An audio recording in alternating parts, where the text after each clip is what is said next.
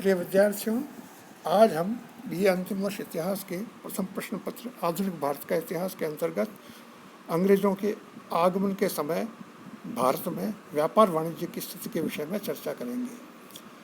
व्यापार वाणिज्य आंतरिक और बाह्य दो प्रकार का था। आंतरिक व्यापार के अंतर्गत अंग्रेजों के आगमन के समय राजनीतिक अस्थिरता होने के उपरांत भी भारत का आंतरिक व्यापार काफ़ी विस्तृत था। इस समय भी वैश्य वर्ग प्रमुख व्यापारी था। उत्तर भारत में व्यापार गुजरातियों एवं मारवाड़ियों तथा दक्षिण में चिट्टियों द्वारा होता था। प्रत्येक गांव में छोटा बाजार होता था जहां छोटी छोटी वस्तुओं का व्यापार होता था। कुछ दुकानें चलती फिरती होती थीं जो घोड़े की पीठ पर लगाई जाती थी। महत्वपूर्ण वस्तुओं का व्यापार शहर की मंडियों में होता था। विभिन्न स्थानों पर साल भर में कुछ निश्चित मेले लगते थे जिनमें दूर दूर से व्यापारी आते थे और खूब व्यापार होता था। फ्री लगाकर माल बेचने वाले तथा इस प्रकार के अन्य व्यापारी भी उपभोक्ताओं की आवश्यकताओं की पूर्ति करते थे।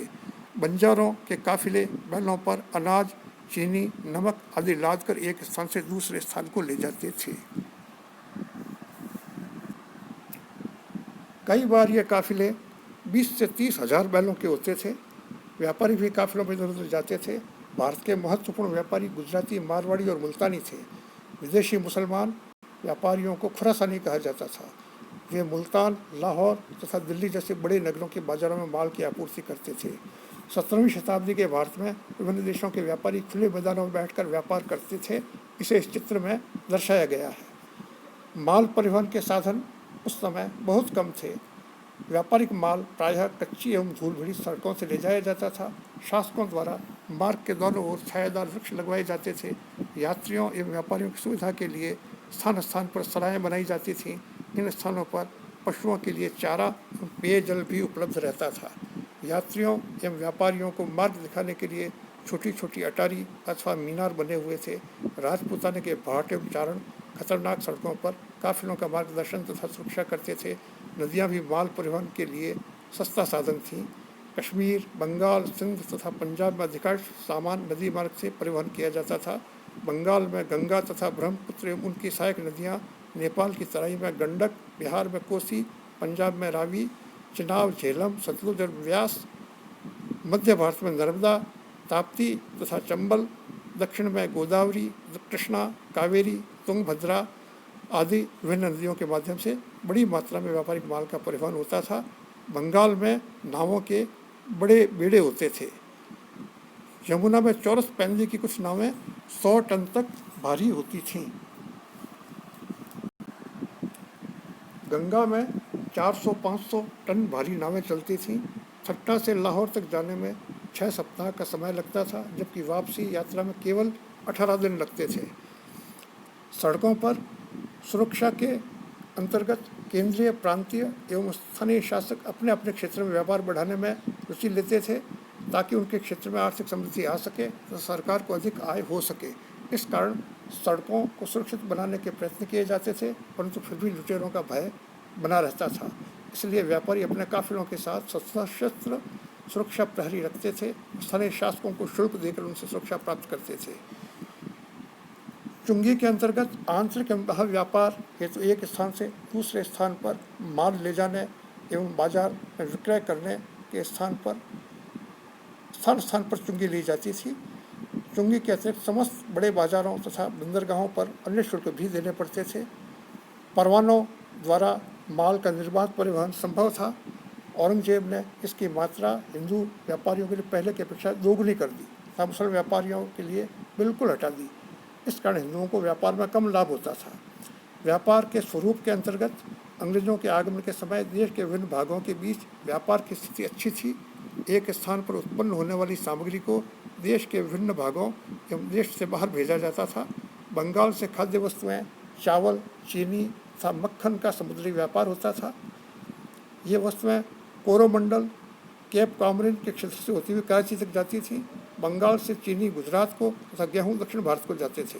पटना को चावल और सिल्क के बदले में गेहूं, चीनी तथा अफीम प्राप्त होती थी। केरल अफीम का आयात करता था। 17वीं सदी में विभिन्न प्रकार की वस्तुओं के आयात और निर्यात के लिए आगरा अत्यंत प्रसिद्ध केंद्र था।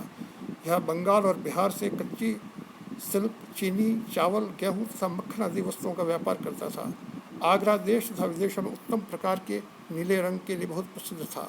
इसके समीपवर्ती क्षेत्रों जैसे हिंदुआन, बयाना, पंचूना, बिसौर, खनवा में गेहूँ पैदा होता था। यहाँ से गेहूँ भारत के विभिन्न बंदरगाहों तथा विदेशों को भेजा जाता था। भारत के अन्य महत्वपूर्ण केंद्र लाहौर तथा मुल्तान थे। वास्तव में काबुल, कंधार तथा फारस से होने वाला समस्त स्थल व्यापार इन नगरों से होकर होता था। लाहौर अपनी दरियों के लिए प्रसिद्ध था, जबकि मुल्तान चीनी, अफीम, सूती माल तथा गंधक के लिए प्रसिद्ध था। ढाका अपनी मलमल के लिए प्रसिद्ध था। मुल्तान में सर्वोत्तम ऊँट उपलब्ध होते थे। गुजरात प्राचीन काल से वाणिज्य का बड़ा और महत्वपूर्ण केंद्र था। इसके प्राकृतिक संसाधनों और उद्योगों ने इसे बंगाल की तरह धनी प्रांत बना दिया था। यह कपड़े की बुनाई का केंद्र था। यहाँ के कपड़े गुजरात के मुख्य बंदरगाह कैम्बे द्वारा दक्षिण पूर्व एशिया तथा भारत के दूसरे भागों को भेजे जाते थे। नील, शोरा तथा वस्त्रों के बदले विदेशी व्यापारी पश्चिम से विविध प्रकार की प्रसाधन सामग्री लाते थे, जिन्हें गुजरात, दिल्ली, आगरा, राजस्थान तथा मालवा के हुजूर में भेजा जाता था। केरल काली मिर्चों का निर्यात तथा अफीम का आयात करता था। केरल में गुजरात, मालवा और अजमेर से गेहूँ तथा दक्षिण व मलाबार से चावल मंगाया जाता था। उल्लीकट का छपा हुआ कपड़ा बहुत बढ़िया होता था, जो गुजरात तथा मलाबार तट को भेजा जाता था। सिंध से भारत के विभिन्न भागों में गेहूँ, जौ, सूती कपड़े तथा घोड़े भेजे जाते थे और बदले में चावल, चीनी, इमारती लकड़ी तथा मसाले मंगाए जाते थे। कश्मीर में गुजरात, रावलपिंडी तथा लद्दाख से नमक, बुरहानपुर से अच्छा चावल तथा देश के विभिन्न भागों से चौड़े वस्त्र, गेहूँ, दवाएं, चीनी, तांबा, लोहा, पीतल के बर्तन, शीशे का सामान, सोना, चांदी और विलास की सामग्री मंगाई जाती थी। कश्मीर से आगरा तथा अन्य स्थानों को शॉल, ऊन तथा शोरा निर्यात होता था। इस प्रकार भारत के समस्त नगरों एवं विभिन्न राज्यों की राजधानियों के बीच उपयोगी वस्तुओं का व्यापार प्रचुर मात्रा में होता था। बाह्य अथवा विदेशी व्यापार के अंतर्गत भारत का विदेशी व्यापार अत्यंत प्राचीन काल से विश्व भर के देशों से होता आया था। अंग्रेज़ों के भारत आगमन के समय भी लंका, बर्मा, चीन, जापान, पूर्वी द्वीप समूह, नेपाल, फारस, मध्य एशिया, अरब और लाल सागर के बंदरगाहों तथा पूर्वी अफ्रीका से बड़े पैमाने पर व्यापार होता था। कैम्बे, सूरत, भड़ौत, गोवा, कालीकट, कोचीन, मछलीपट्टनम, सतगांव, सोनारगांव तथा चटगांव उस युग के प्रसिद्ध बंदरगाह थे।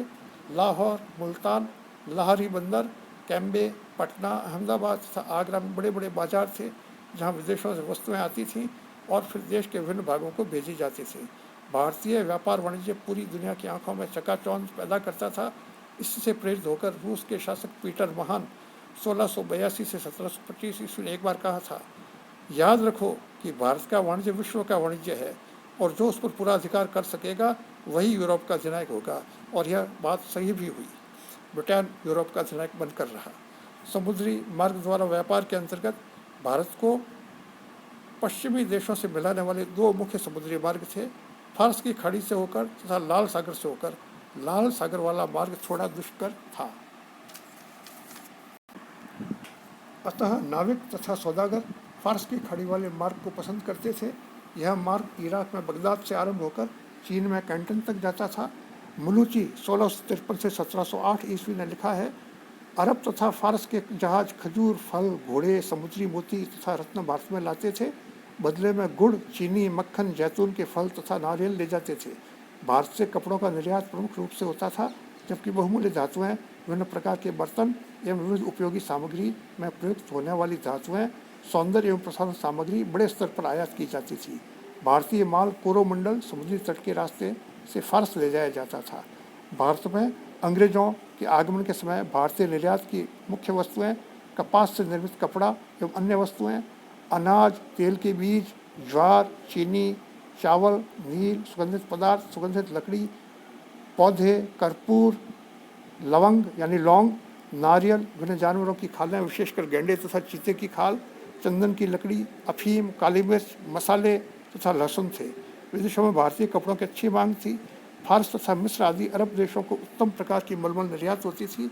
मोरलैंड के अनुसार 17वीं शताब्दी में रुई के सामान का वार्षिक निर्यात लगभग 8000 गांठें था। इसमें से 4700 गांठें यूरोपीय देशों को जाती थी।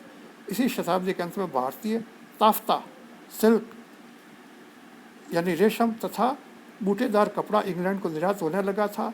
लाख गोंद बंगाल तथा उड़ीसा में कई स्थानों पर बनाई जाती थी। इसका निर्यात डचों द्वारा फारस को किया जाता था। बर्मा, जावा, चीन, मलाया तथा अरब को समुद्री मार्ग से भारतीय अफीम एवं काली मिर्च का निर्यात होता था। समुद्री मार्ग से व्यापार करने में नौकाओं की बड़ी भूमिका थी, जिनका चित्र नीचे दिया हुआ है। फारस एवं इसके आगे के देशों को स्थल मार्ग से अफीम एवं वस्त्र आदि वस्तुओं का निर्यात होता था। भारत से दुनिया भर के देशों को चीनी, शोरा, लोहा, इस्पात, हींग, आंवला, दवाएं, बहुमूल्य पत्थर तथा संगमरमर भी निर्यात किया जाता था। भारत में बहुमूल्य धातुओं का आयात किया जाता था। वॉन ट्विस्ट 1638 ईस्वी ने लिखा है कि भारत में सोने तथा चांदी की खानें कम थीं, इसलिए विदेशों से ये दोनों धातुएं आयात की जाती थीं तथा उनके निर्यात पर रोक थी। एक अंग्रेज यात्री विलियम हॉर्किज 1608-13 ने लिखा है कि भारत में चांदी प्रचुर मात्रा में है, क्योंकि यहाँ समस्त देश सिक्के लाते हैं और उनके बदले में वाणिज्यिक वस्तुएं ले जाते हैं। ये सिक्के भारत में ही रखे जाते हैं, बाहर नहीं जाते हैं। चीन, जापान, मलक्का तथा अन्य समीपवर्ती देशों से सोना मंगवाया जाता था। पेगू या बर्मा से मूंगा तथा मोती एवं फारस तथा अरब देशों से विभिन्न प्रकार के रत्न मंगवाए जाते थे। पुर्तगाल के लिस्बन से पारा आयात किया जाता था। स्थल मार्ग द्वारा व्यापार के अंतर्गत भारत में मध्य एशिया और अफगानिस्तान से सूखे मेवे, ताजे फल, अंबर, हींग, खुरखुरे, लाल पत्थर आदि का आयात होता था। नेपाल से पशु तथा सींग, कस्तूरी, सोहगा, चिरैता औषधि की एक जड़ी बूटी, मजीठ, रंग, इलायची, चौरीस, तिब्बती गाय की पूंछ, महीन रोएं, बाज पक्षी तथा बालचर एक सुगंधित घास मंगवाया जाता था। भूटान से कस्तूरी तथा तिब्बती गाय की पूंछ का आयात होता था। पुर्तगाली डाकुओं की गतिविधियों के कारण बर्मा के साथ व्यापार में कमी आ गई थी। घोड़े आयात की प्रमुख वस्तु थे। तुर्किस्तान में रहने वाले अजाक लोग भारत में बेचने के लिए बड़े स्तर पर घोड़े पालते थे। ये घोड़े 6000 अथवा इससे बड़े झुंड में भारत को भेजे जाते थे। व्यापार संतुलन भारत के पक्ष में था। समस्त देशों के व्यापारी भारतीय बंदरगाहों पर आते थे तथा विभिन्न प्रकार की उपयोगी वस्तुओं, छींट के कपड़े, मसाले, काली मिर्च, गेहूँ, घी, जड़ी बूटियाँ और गोंद आदि के बदले में सोना, चांदी तथा रेशम देते थे। इसलिए भारत को बहुमूल्य धातुओं का कुंड कहा जाता था। व्यापार संतुलन को भारत की बजाय यूरोप के पक्ष में करने के लिए ईस्ट इंडिया कंपनी ने अपनी निर्यात सूची को बढ़ाने का आदेश दिया। इंग्लैंड में भारतीय मलमल, छींटदार कपड़े एवं रंगदार लट्ठे की इतनी अधिक मांग थी कि इससे इंग्लैंड की अर्थव्यवस्था लड़खड़ाने लगी थी। इसलिए ब्रिटिश संसद ने विशेष कानून बनाकर 29 सितंबर 1701 से फारस, चीन तथा पूर्वी हिंद समूह के चित्रित छपे हुए एवं रंगे हुए लट्ठे को ब्रिटेन में पहनने एवं प्रयोग में लाने पर रोक लगा दी। वास्को डी गामा के भारत आगमन के बाद लगभग एक शताब्दी तक 1500 से 1600 ईस्वी तक भारतीय विदेश व्यापार पर पुर्तगालियों का वर्चस्व रहा। पुलिकट, कासिम बाजार, पटना, बालोसर, नागपट्टनम तथा कोचीन में पुर्तगालियों की मुख्य फैक्ट्रियाँ थीं।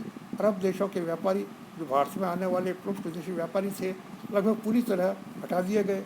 हॉलैंड वाले भी 1603 ईस्वी में भाग लेने लगे थे। इससे यूरोपीय देशों के साथ भारतीय व्यापार में वृद्धि हुई। अंग्रेजों ने 1608 ईस्वी में पहली बार भारत के लिए व्यापारिक यात्रा की। अपने साथ 5 जहाज़ों में कपड़े, टीन, शीशे, चामू कैंची की वस्तुएं, पारा, शीशा तथा चमड़ा लेकर आए। उन्होंने भारत में अलग अलग स्थानों पर गोदाम स्थापित किए, जिन्हें अंग्रेज व्यापारी फैक्ट्रियाँ कहते थे तथा भारतीय व्यापारी कारखाना कहकर पुकारते थे। फ्रांस ने भी अपनी फैक्ट्रियाँ भारत में स्थापित की। इन फैक्ट्रियों से मांग के अनुसार माल की आपूर्ति नहीं हो सकी, इसलिए यूरोपीय व्यापारियों द्वारा भारत के मुख्य वाणिज्यिक केंद्रों पर एजेंट नियुक्त किए गए। उनके माध्यम से देश के विभिन्न भागों से व्यापार किया जाने लगा। प्रिय विद्यार्थियों, आज की वीडियो में इतना ही। अगले वीडियो में हम भारत में उद्योगों की स्थिति के विषय में चर्चा करेंगे। धन्यवाद।